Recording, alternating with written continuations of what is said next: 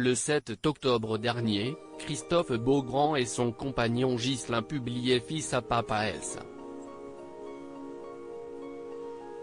Un livre dans lequel ils se livrent à cœur ouvert sur leur parentalité en tant qu'homosexuels et sur la naissance de Valentin, ce petit garçon né par JPA aux États-Unis.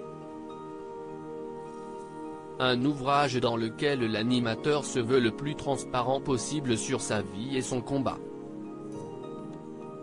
Invité ce vendredi 15 octobre sur les ondes de France Inter, le présentateur de TF1 a abordé un point bien précis suite à la question de la journaliste Sonia De Villers: vous médiatisez cette histoire de famille, vous masquez toujours le visage de Valentin, soit de dos, soit il a un petit smiley. Pour le reste vous publiez tout, quand je dis vraiment tout. Et je me suis posé la question, et pour Valentin quand il sera grand, d'avoir étalé toute son histoire au grand jour, est-ce qu'un jour il ne pourrait pas vous le reprocher ? Lui demande-t-elle.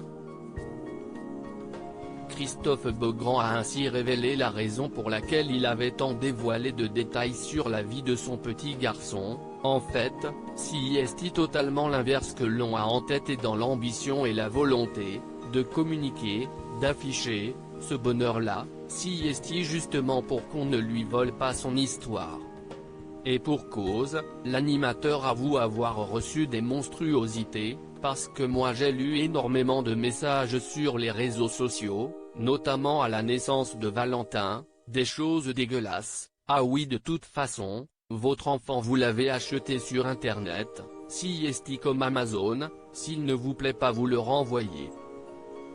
J'ai reçu des photos, tiens une photo du fils de Christophe Beaugrand, si est une photo d'une crotte.